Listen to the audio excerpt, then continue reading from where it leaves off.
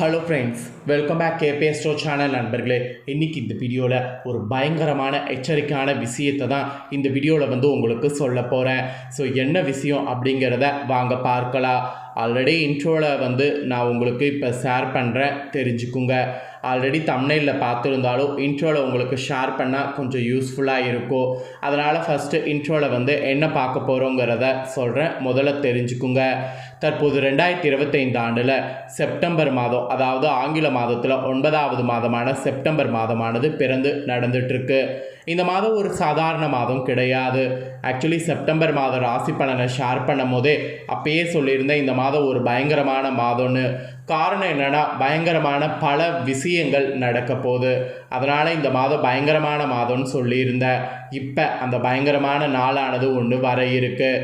அது என்னைக்குன்னா செப்டம்பருடைய 7ஆம் தேதி அன்னைக்கு தமிழ் மாதம் ஆவணி மாதம் 5வது மாதத்துடைய 22ஆம் நாள் கிழமை அன்னைக்கு, ஞாயிற்றுக்கிழமை.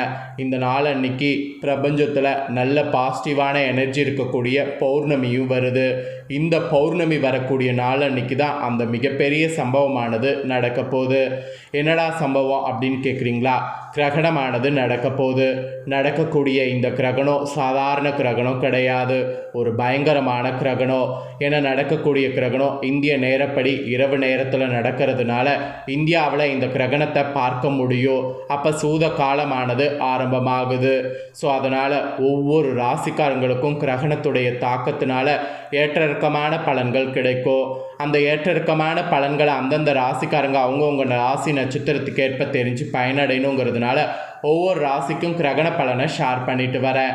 அதில் இன்னைக்கு இந்த வீடியோவில் சிம்மம் ராசிக்கார நேயர்களுக்கு ஷேர் பண்ண போகிறேன். சிம்மம் ராசியில் பிறந்த நேயர்கள் உங்களோட ராசி நட்சத்திரத்துக்கு என்ன மாதிரியான பலன் கிடைக்கும் அப்படிங்கிறத இந்த வீடியோவில் தெரிஞ்சு அதற்கேற்ப நடந்து பலன் பெறுங்க. ஸோ சிம்ம ராசிக்காரங்க வீடியோவை ஸ்கிப் பண்ணாமல் பாருங்கள். அப்போ தான் நான் என்ன சொல்ல வரேன் அப்படிங்கிறத தெளிவாக இந்த வீடியோவில் தெரிஞ்சு பயனடைய முடியும். ஆக்சுவலி ஒரு ஆண்டுக்கு பார்த்தீங்கன்னு வச்சுக்கோங்களேன், 4 கிரகணங்கள் நடக்கும். 2 சூரிய கிரகணம், 2 சந்திர கிரகணம். ஆல்ரெடி இந்த ஆண்டில் ஸ்டார்டிங்கில் பார்த்தீங்கன்னு வச்சுக்கோங்களேன், ஒரு சூரிய சந்திர கிரகணம் நடந்துருச்சு. இப்போ அடுத்ததாக 3ஆவதாக 2வது சந்திர கிரகணமானது இப்போது நடக்க போகுது. இந்த சந்திர கிரகணம் இந்திய நேரப்படி நமக்கு எப்போ நடக்க போகுது, இதனுடைய சூத காலம் எந்த அளவுக்கு நீடிக்க போகுது அப்படிங்கிற விவரங்களை ஃபஸ்ட்டு இந்த வீடியோவில் ஷேர் பண்ணுறேன். முதல்ல சந்திர கிரகணம் நடக்கக்கூடிய விவரங்களை தெரிஞ்சுக்குங்க.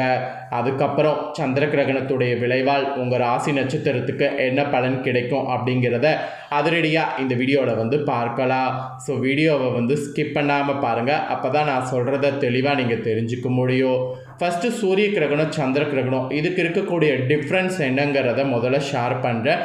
டிஃப்ரென்ஸ் இதுக்கு என்னங்கிறத முதல்ல இந்த வீடியோவில் தெரிஞ்சுக்குங்க. பூமிக்கும் சூரியனுக்கும் நடுவில் சந்திரன் சூரிய ஒளியை பூமியில் படவிடாமல் சந்திரன் மறைக்கக்கூடிய நிகழ்வு சூரிய கிரகணம். அதே போல் சந்திரனுக்கும் சூரியனுக்கும் நடுவில் பூமி சுழலும் போது பூமியுடைய நிழல் சந்திரன் மீது பட்டு அதன் ஒளியை சூரியன் தடுக்கும். இந்த நிகழ்வு சந்திர கிரகணம். இப்போ செப்டம்பர் 7ஆம் தேதி சந்திர கிரகணம் தான் நடைபெற இருக்கு. இந்த வகையில் இந்த ஆண்டு கடந்த மார்ச் மாதம் ஏற்கனவே ஒரு சந்திர கிரகணம் நிகழ்ந்து முடிஞ்சிருச்சு. இந்த ஆண்டுக்கான மற்றொரு சந்திர கிரகணம் தான் வரக்கூடிய செப்டம்பர் 7ஆம் தேதி அன்னைக்கு நிகழ்கிறது. நடைபெறக்கூடிய இந்த சந்திர கிரகணம் இரத்த நிலவு, அதாவது பிளட் மூன் என்று அழைக்கப்படக்கூடிய சந்திர கிரகணம். சென்னை போன்ற இந்திய நகரங்களில் இந்த சந்திர கிரகண நிகழ்வை பார்க்க முடியுங்கிற மாதிரி சொல்லப்படுது. அதாவது வானியல் நிகழ்வை வெறும் கண்ணால் இந்த நாளில் பார்க்க முடியும் என்று வானியல் அறிவாளர்கள் தெரிவிக்கிறாங்க. ஆக்சுவலி அன்றைக்கி ஏன் தெரியும் அப்படின்னா, முழுநிலவான பௌர்ணமி நாள் அன்றைக்கி தான் கிரகணம் நடக்குது. அதனால் கிரகணம் இந்தியாவில் தெரியும். ஆக்சுவலி சூரியன், பூமி, சந்திரன் ஆகிய 3 ஒரே நேர்கோட்டில் இந்த நாளில் நிற்கும். அப்போ தான் இந்த சந்திர கிரகணம் ஏற்படுது. செப்டம்பர் 7ஆம் தேதி நிகழக்கூடிய இந்த பிளட் மூன் காட்சியை இந்தியா மட்டும் கிடையாது, ஆசியா, ஆஸ்திரேலியா, ஆப்பிரிக்கா, ஐரோப்பா இந்த மாதிரி பகுதியை சேர்ந்த மக்களும் இந்த கிரகணத்தை தெளிவாக காணலாம் என கூறப்படுது. இந்த கிரகணம் சுமார் 82 நிமிடங்கள் நீடிக்க போகுது. இது சமீபத்திய ஆண்டுகளில் மிக நீண்ட கிரகணங்களில் ஒன்றாக வரப்போகுது.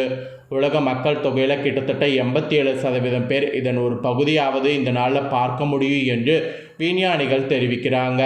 சூரிய கிரகணம் போல இது ஆபத்து கிடையாது. இந்த சந்திர கிரகணத்தை வெறும் கண்களாலே பார்க்கலாம்.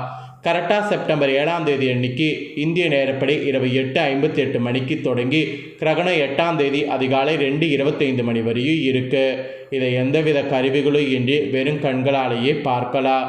குறிப்பாக சென்னையில் உள்ளவர்கள் கிழக்கு நோக்கி வானத்தை பார்த்தாலே போதும் முழு சந்திர கிரகணத்தை பார்க்கலாம்.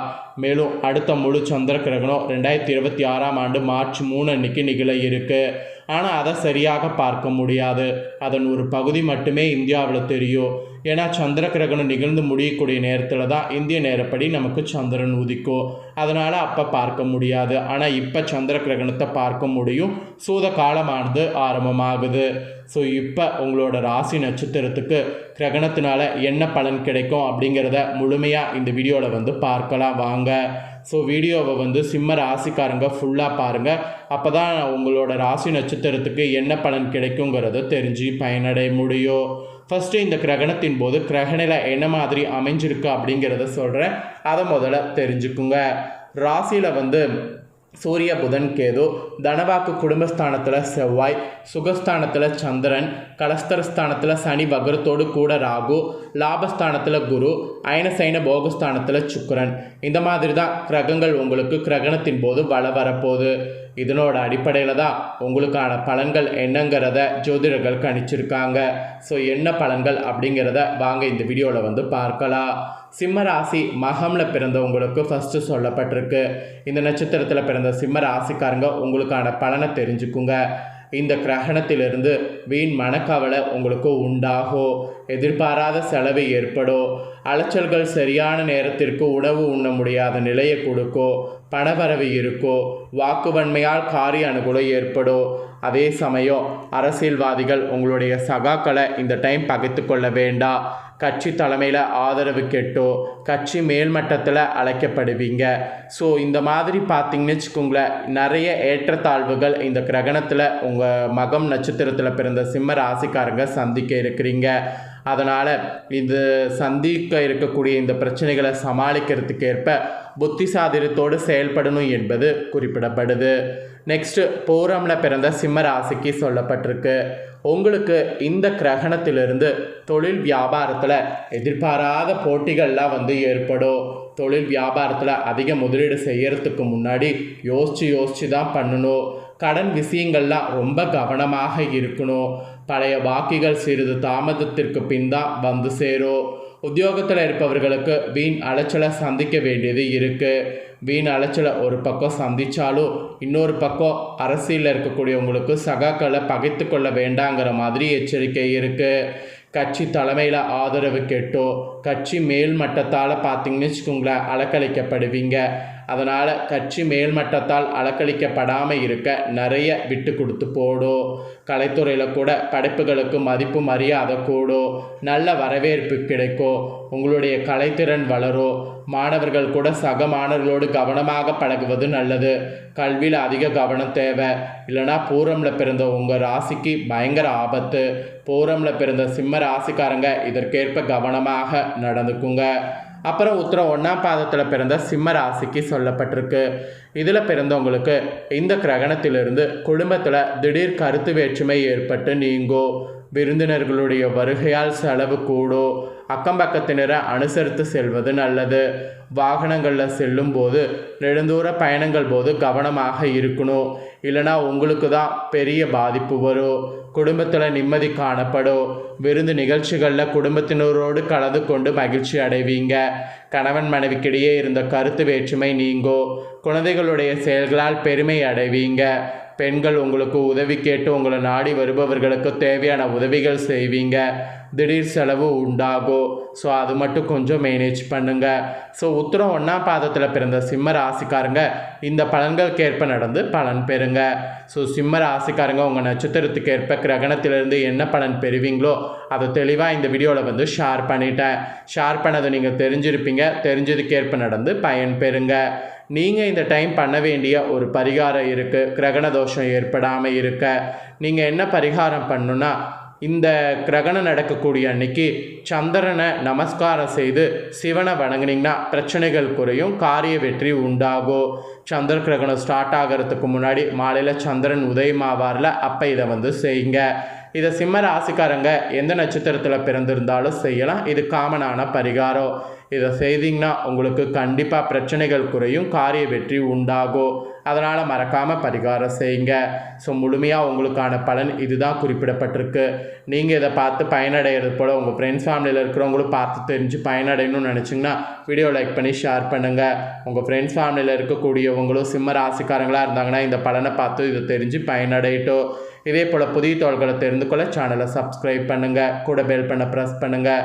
நெக்ஸ்ட்டு கன்னி ராசிக்காரங்களுக்கு இதே போல் தகவல்களோடு புதிய வீடியோவில் சந்திக்கிறேன். தேங்க்யூ.